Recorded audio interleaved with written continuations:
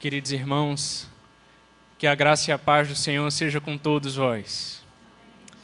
É sempre motivo de grande alegria estar aqui nessa igreja, como o pastor Augusto, irmão querido, mencionou, onde passei um tempo do seminário, servindo aqui também nessa igreja, e sempre me recordo então esses tempos do seminário, os tempos de aprendizado, de dedicação, de caminhada com o Senhor e com os irmãos.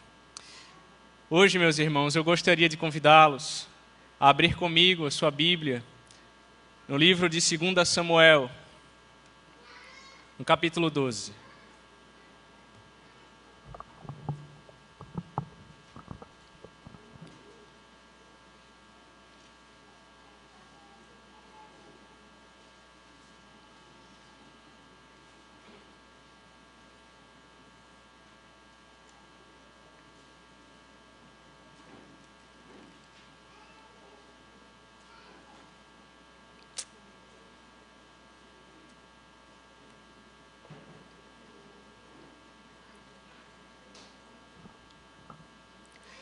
Segunda Samuel, capítulo 12.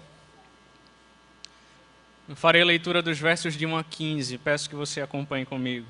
E mantenha a sua Bíblia aberta nesse texto, na nossa exposição dessa noite. 2 Samuel, capítulo 12, versos de 1 a 15. Assim diz a palavra do Senhor. O Senhor enviou Natã a Davi. Chegando Natã a Davi, disse-lhe: havia numa cidade 2 homens, um rico e outro pobre.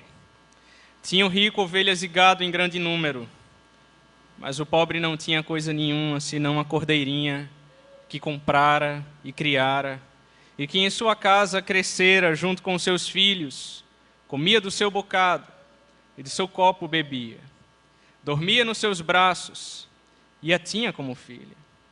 Vindo um viajante ao homem rico, não quis este tomar das suas ovelhas e do gado, para dar de comer ao viajante que viera a ele.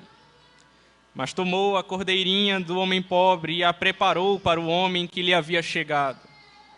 Então o furor de Davi se acendeu sobremaneira contra aquele homem. E disse a Natã: tão certo como vive o Senhor, o homem que fez isso deve ser morto. E pela cordeirinha restituirá 4 vezes, porque fez tal coisa, e porque não se compadeceu. Então disse Natã a Davi: tu és o homem. Assim diz o Senhor, Deus de Israel: eu te ungi rei sobre Israel e te livrei das mãos de Saul. Dei-te a casa de teu senhor e as mulheres de teu senhor em teus braços. E também te dei a casa de Israel e de Judá. E se isto fora pouco, eu teria acrescentado tais e tais coisas.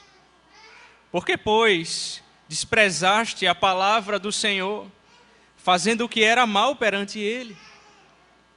A Urias, o heteu, feriste a espada, e a sua mulher tomaste por mulher, depois de o matar com a espada dos filhos de Amon.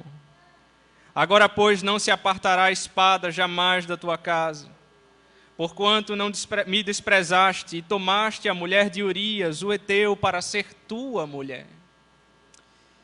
Assim diz o Senhor: eis que da tua própria casa suscitarei o mal sobre ti, e tomarei tuas mulheres à tua própria vista, e as darei a teu próximo, o qual se deitará com elas em plena luz deste sol. Porque tu o fizeste em oculto, mas eu farei isto perante todo Israel, e perante o sol. Então disse Davi a Natã: pequei contra o Senhor. Disse Natã a Davi: também o Senhor te perdoou o teu pecado, não morrerás. Mas posto que com isto deste motivo a que blasfemassem os inimigos do Senhor, também o filho que te nasceu morrerá. Então Natã foi para a sua casa. Vamos orar mais uma vez, irmãos.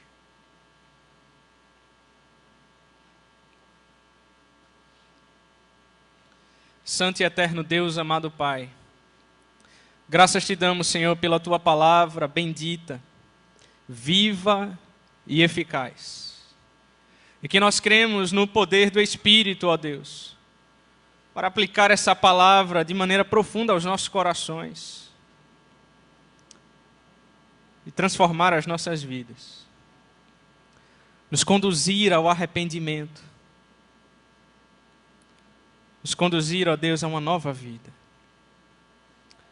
Ajuda-nos, ó Deus, a compreender a Tua palavra. Fala aos nossos corações. Desvenda os nossos olhos para que contemplemos as maravilhas da Tua lei. Usa o Teu servo, ó Deus, pois sem Ti nada posso fazer. É o que nós oramos em nome de Jesus Cristo. Amém. Queridos irmãos, certa feita, também no tempo do seminário, eu ouvi a história de um pastor, Carlos, que fazia um trabalho de capelania na prisão, lá em Itamaracá. E ele conta a história de um preso, certo dia, chamado Berg. Um homem importante entre os bandidos, o chefe do tráfico, um assassino. Já havia tirado a vida de muitas pessoas. Também um estuprador. Já havia abusado de muitas mulheres, com a vida manchada pelo pecado. Um dia esse homem conheceu o Evangelho na prisão, e a sua vida mudou.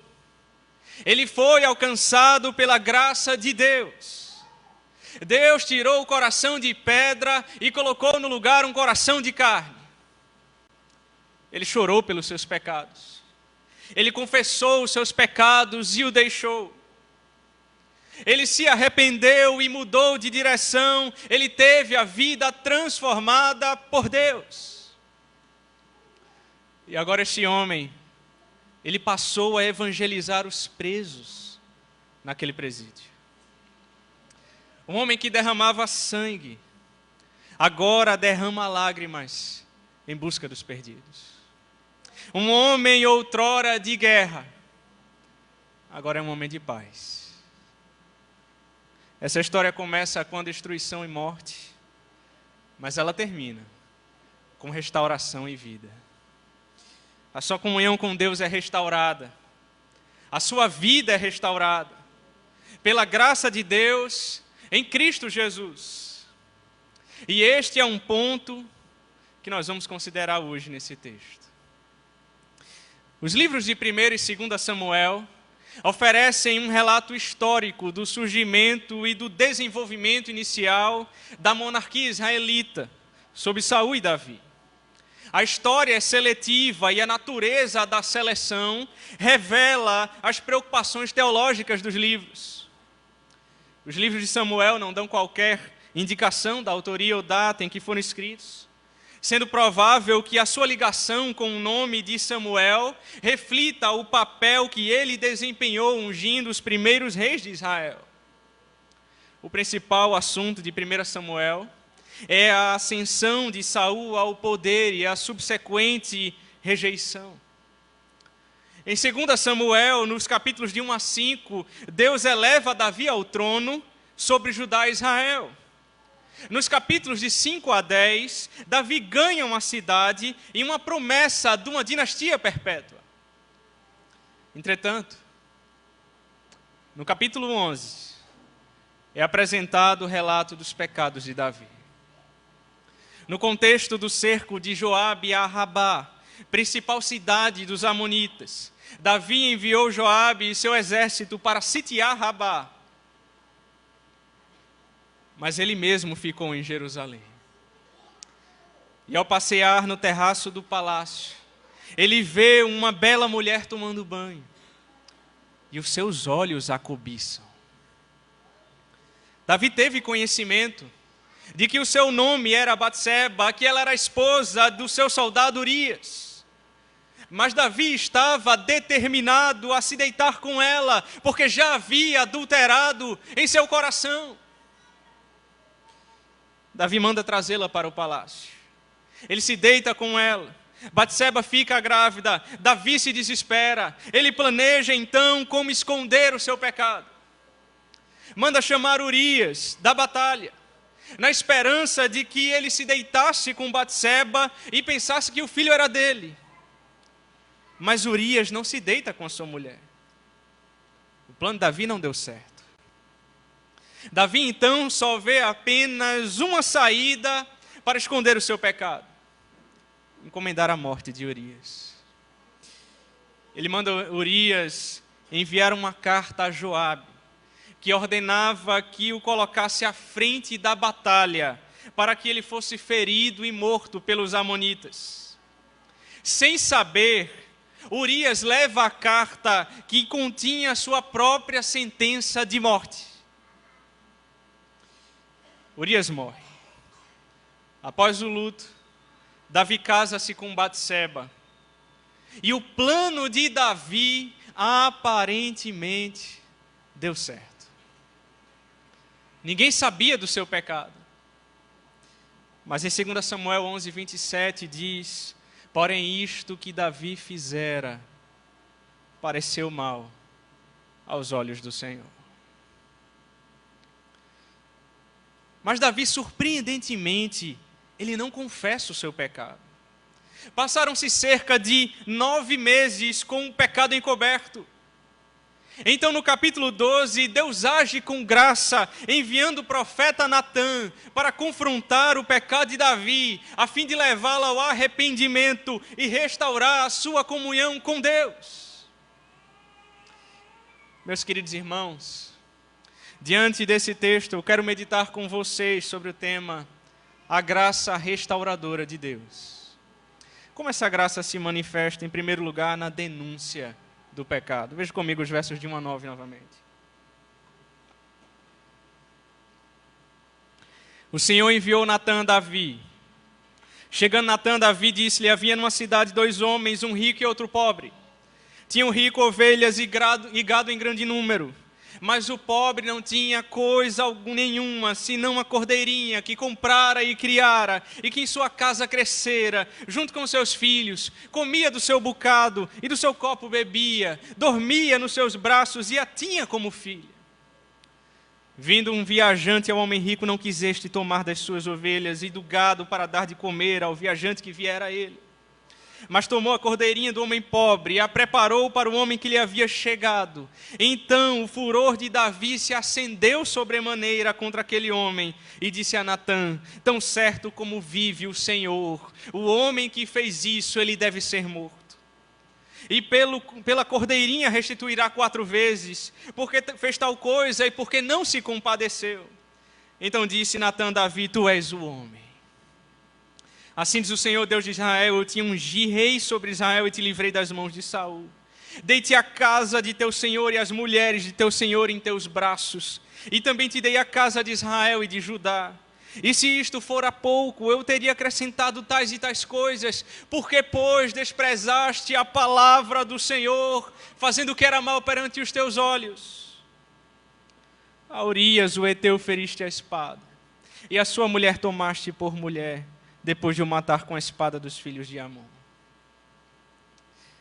Nos versículos de 1 a 9, nós podemos observar que Deus, por meio do profeta Natã, denuncia o pecado de Davi.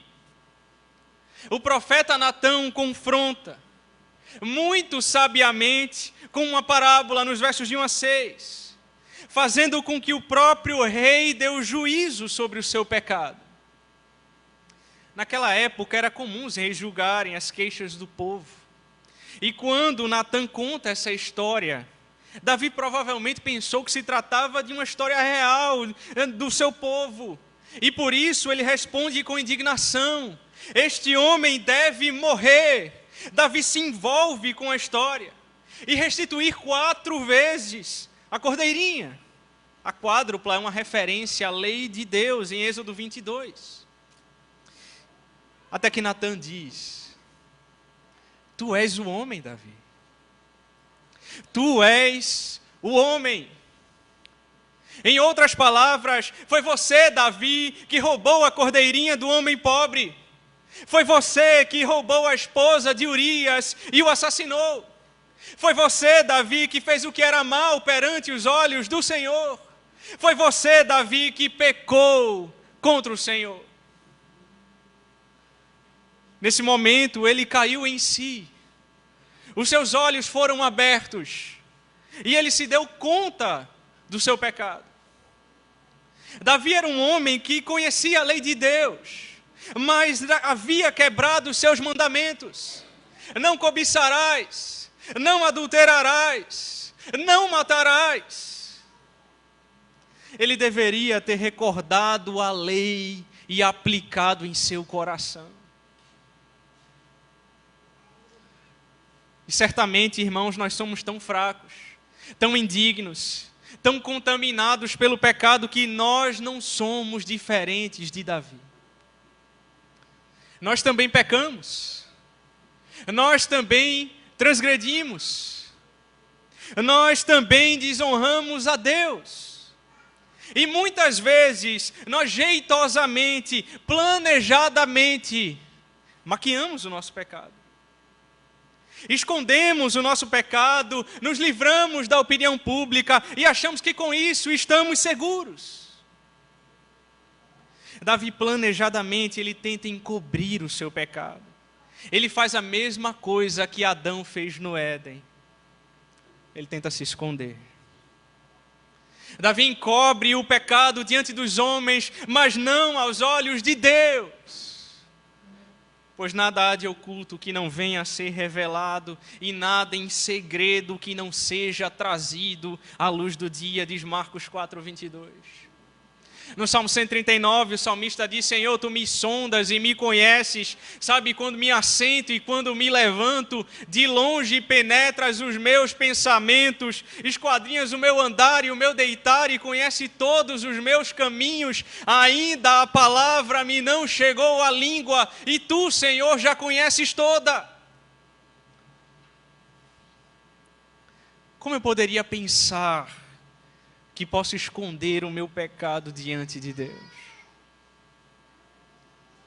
Nós podemos esconder os nossos pecados diante dos homens, mas não diante de um Deus que tudo sabe, que tudo vê, que está presente em todo lugar e que tem todo o poder em suas mãos.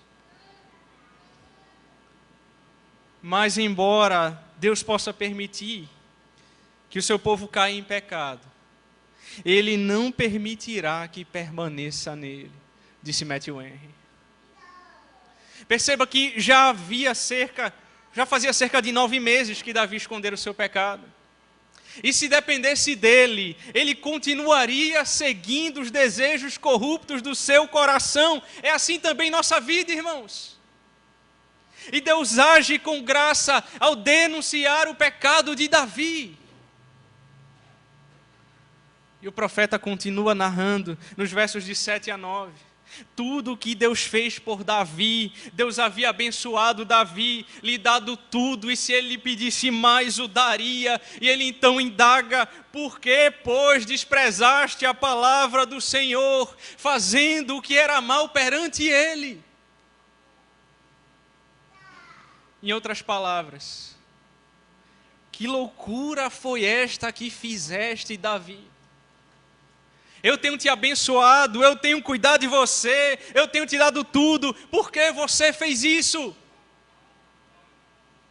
Veja, o que Deus está intentando não é o mal, mas o bem, é fazer com que Davi reconheça o seu erro, confesse o seu pecado e se arrependa. Assim como o profeta Natan denuncia o pecado de Davi, assim também Cristo exerceu a função de profeta e como porta-voz de Deus ele denunciou o pecado do povo. Jesus é a revelação suprema do Pai, de sua vontade, dos seus propósitos e de seu desejo. Deus nos revelou a sua vontade por meio da sua palavra encarnada, Jesus Cristo, e nós temos a palavra de Deus hoje revelada nas Escrituras, que denuncia o nosso pecado, que mostra o nosso erro e que nos instrui na direção certa. Tendo em vista nos restaurar, nos levar ao arrependimento. Nós estamos meditando no tema a graça restauradora de Deus. Como se manifesta essa graça, irmãos? Primeiro, na denúncia do pecado. Segundo, na disciplina dos seus filhos. Veja comigo, versos 10 a 12.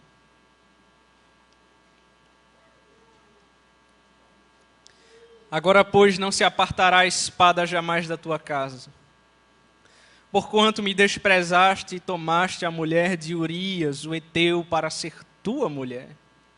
Assim diz o Senhor: eis que da tua própria casa suscitarei o mal sobre ti. Tomarei tuas mulheres à tua própria vista e as darei ao teu próximo, o qual se deitará com elas, em plena luz deste sol. Porque tu o fizeste em oculto, mas eu farei isto perante todo Israel e perante o sol. Davi desprezou ao Senhor e fez o que era mal perante aos seus olhos. Deus enviou o profeta Natã para denunciar o seu pecado. Nos versos 10 a 12, Deus vai aplicar a sua justiça pelo mal que Davi fizera. Deus então castiga Davi. A espada não se apartará da sua casa, tragédias acontecerão em sua família. Amnon estupra a sua própria irmã Tamar. Davi não castiga o seu filho Amnon pelo mal que ele fez, então seu filho Absalão fica com ódio de seu irmão e ódio de seu pai. Absalão mata Amnon e depois persegue o próprio pai. Absalão abusa das concubinas de Davi em plena luz do sol, de 2 Samuel 16, conforme a profecia. Davi é perseguido pelo próprio filho, que tenta usurpar o trono do pai. E nessa perseguição, Absalão morre. Pelo que Davi clama: Absalão, meu filho, Absalão. Em hebraico, Absalom literalmente significa pai da paz. Mas por causa do pecado de Davi, ele morre em guerra com o próprio pai. Os capítulos 13 a 20 da narrativa de 2 Samuel descrevem as consequências do pecado de Davi. Perceba quanto sofrimento, morte, tristeza o pecado trouxe a Davi, à sua família, ao seu reino, por causa de alguns minutos de prazer. Queridos irmãos, o pecado ele promete prazer, mas no fim ele paga com a morte. Porque o salário do pecado é a morte, diz Romanos 6, 23. O pecado em Adão condenou toda a humanidade. O pecado trouxe uma culpa que você jamais conseguiria pagar. Nos tornamos inimigos de Deus, mas por amor, Deus enviou o seu Filho, Jesus Cristo, para sofrer a culpa do pecado em nosso lugar, para nos reconciliar com Deus e nos dar a vida eterna. Porque Ele não exerceu apenas a função de profeta, mas também de sacerdote. Ele foi o sacrifício vivo, o pagamento da dívida, a propiciação pelos nossos pecados, e Ele vive sempre a interceder por nós. Todavia, Deus nos perdoou em Cristo da condenação do pecado, mas não das suas consequências. Não morreremos eternamente porque fomos perdoados em Cristo, mas toda vez que pecamos, sofreremos consequências pelos nossos pecados. Imagine um assassino que é preso, ele conhece o Evangelho na prisão. Ele se arrepende dos seus pecados, é perdoado em Cristo, mas ele ainda terá de cumprir a sua pena. Pense comigo numa jovem que se deita com seu namorado antes do casamento. Fica grávida, depois ela é alcançada pela graça de Deus, ela se arrepende, mas ainda terá de arcar com a gravidez indesejada. As consequências ficam. Deus não tolera o pecado é sujo, o pecado fere a santidade de Deus. Deus ama a Davi, mas odeia o seu pecado. Sobretudo, Davi era ungido do Senhor. Deus não deixaria entregue a sua própria corrupção. Antes Deus repreende a Davi, Deus castiga Davi por amor, não para destruir Davi, mas para sua disciplina e para a admoestação do seu povo, para todos em Israel. O verso 12 diz que o pecado de Davi foi em oculto. mas a sua repreensão seria diante de todo Israel. Para a vergonha de Davi e para servir de exemplo a Israel.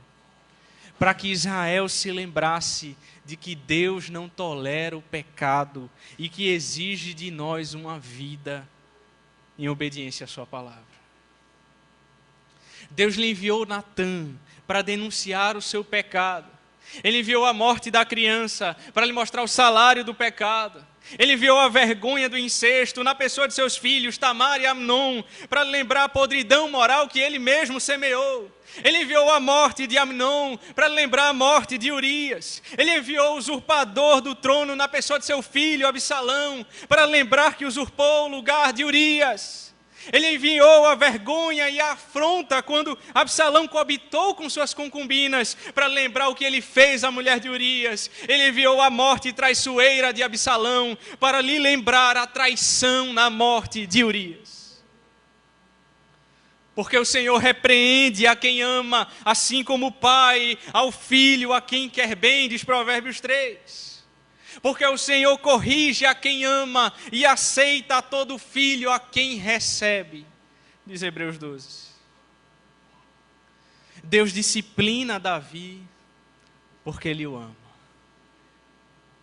Isso é fruto da graça de Deus, irmãos. Da mesma forma, Deus nos disciplina para nos mostrar que Ele não tolera o pecado e tem em vista restaurar a nossa vida, para que nós venhamos a obedecê-lo e viver segundo a sua vontade. Nós estamos meditando no tema a graça restauradora de Deus. Como se manifesta essa graça? Em primeiro lugar, na denúncia do pecado. Segundo, na disciplina dos seus filhos. Terceiro, no perdão do pecador arrependido. Veja comigo os versos de 13 a 15.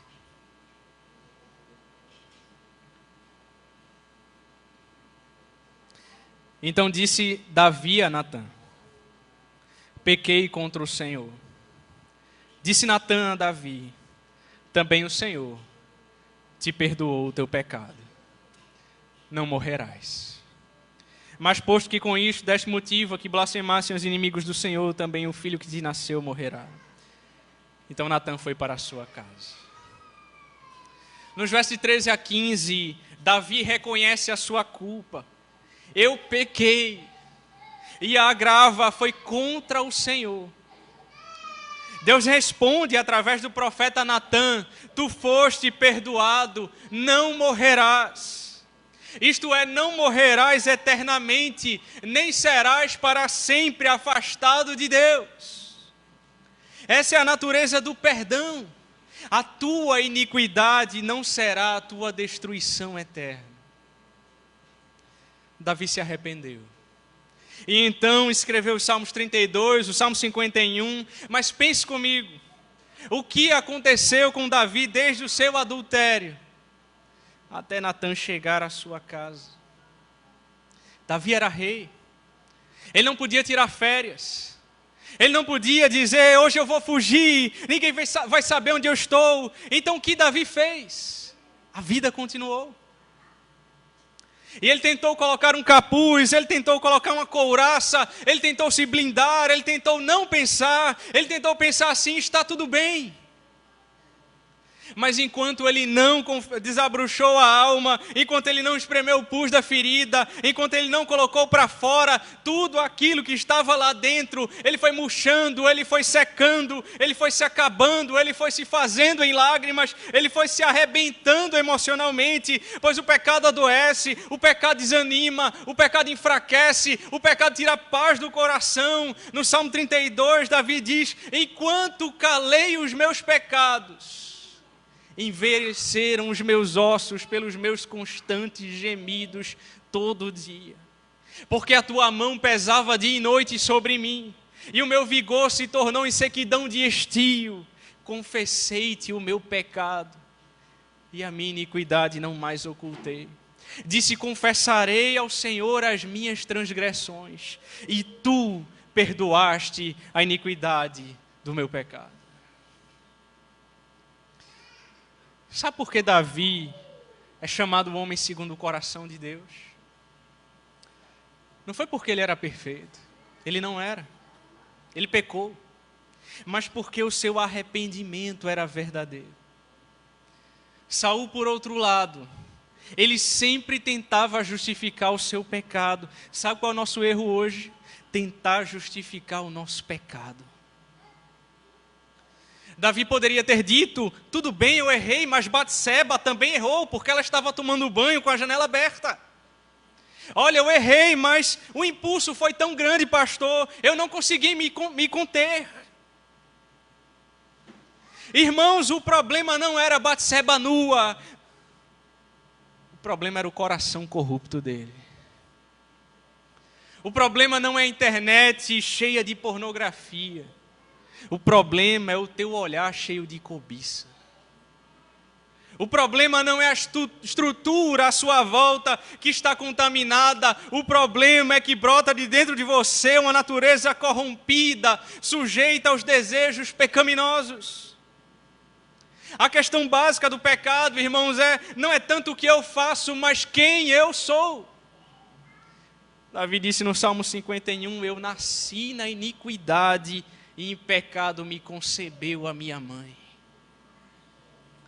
Por isso a nossa oração deve ser como a do publicano que batia no peito em Lucas 18 e dizia, ó Deus, sê propício a mim, pecador. Davi não tenta justificar o seu pecado, Davi assume, Davi reconhece, ele diz, me perdoa, Pai, porque eu pequei.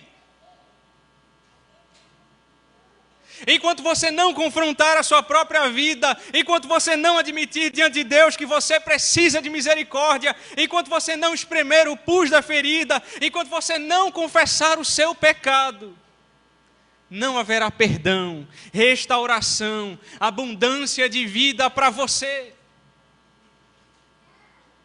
Charles Spurgeon disse, o pecado e o inferno estão casados, a não ser que o arrependimento anuncie o divórcio. E o que Deus está te chamando hoje é o arrependimento.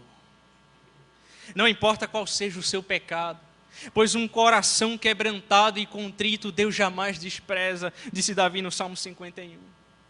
Sabe o que significa isso? Não é um coração que fica triste porque errou e já planeja quando irá pecar novamente. Mas é um coração que se derrama diante de Deus arrependido e abandona o seu pecado e diz, Deus, tem misericórdia de mim, tem compaixão de mim, Senhor. Deus, eu não posso mais viver assim. Então Deus lava-me, então Deus perdoa-me, então Deus purifica-me, então Deus muda a minha vida, então Deus me dá um coração novo. Crie em mim, ó Deus, um coração puro e renova dentro de mim um espírito reto. Não me lances fora da tua presença e nem retires de mim o teu Espírito Santo. Torna a dar-me a alegria da tua salvação. Davi havia perdido a alegria da salvação. Quem sabe você hoje que está aqui já há algum tempo perdeu essa alegria. Eu quero dizer para você que o caminho para a restauração é o arrependimento. É necessário confessar os nossos pecados diante do Senhor e se arrepender, a fim de que a nossa vida seja restaurada. Provérbios 28:13 diz, o que encobre os seus pecados não prospera, mas aquele que os confessa e deixa encontra misericórdia. Deus em sua graça perdoa pecadores arrependidos. Deus em sua graça restaura a vida de pecadores arrependidos. Deus lhes concede nova vida em Cristo. É por isso que Paulo disse em Gálatas 2, eu fui crucificado com Cristo, assim já não sou mais eu quem vive, mas Cristo vive em mim. Você não precisa continuar vivendo uma vida de pecado, filho. Não é tarde para recomeçar. Não é tarde para recomeçar. Você pode começar uma nova etapa da sua vida hoje. Sabe por que eu contei a história do preso Berg no início? Sabe por que a Bíblia mostra uma história tão trágica como a do pecado de Davi? Um homem que era chamado segundo o coração de Deus. Para dizer para você que há esperança para o pecador arrependido. Quem sabe você está aqui hoje angustiado, pensando que por um erro que você cometeu, sua família foi destruída, pensando que a sua vida acabou. Eu quero dizer para você que existe um caminho para a restauração, e este caminho é Jesus. Isaías 55:7 diz: deixa o perverso o seu caminho, o iníquo os seus pensamentos. Converta-se ao Senhor, que se compadecerá dele, e volte-se para o nosso Deus, porque Ele é rico em perdoar. Em Cristo você encontra perdão, em Cristo você encontra graça, em Cristo você encontra restauração para a sua vida. Feche seus olhos e vamos orar.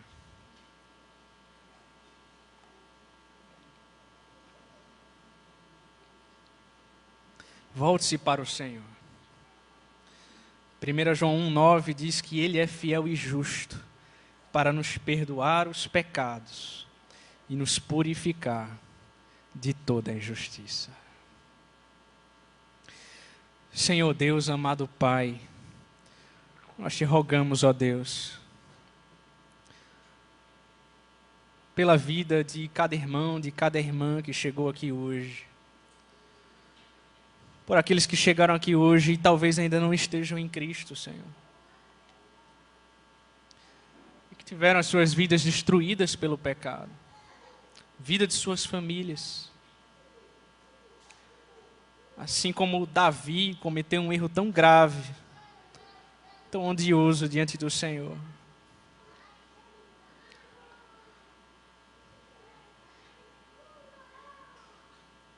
Mas o Senhor restaurou a vida dele. O Senhor confrontou o seu pecado por meio do seu profeta. O Senhor o trouxe ao arrependimento para restaurar-lhe a vida. Assim o Senhor continua fazendo conosco hoje, trazendo pecadores perdidos ao arrependimento. Trazendo homens e mulheres, jovens, adolescentes,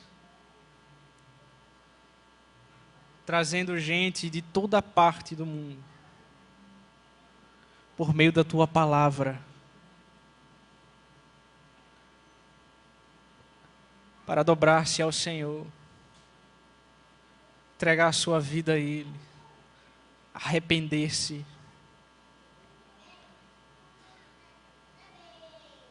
e ter uma nova caminhada, direcionada pela palavra do Senhor. Nós te rogamos, ó Deus, pela vida da Tua igreja,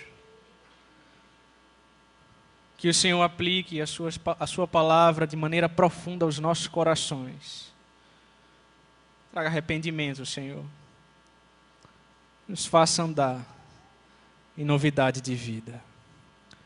É o que nós oramos em nome de Cristo Jesus. Amém.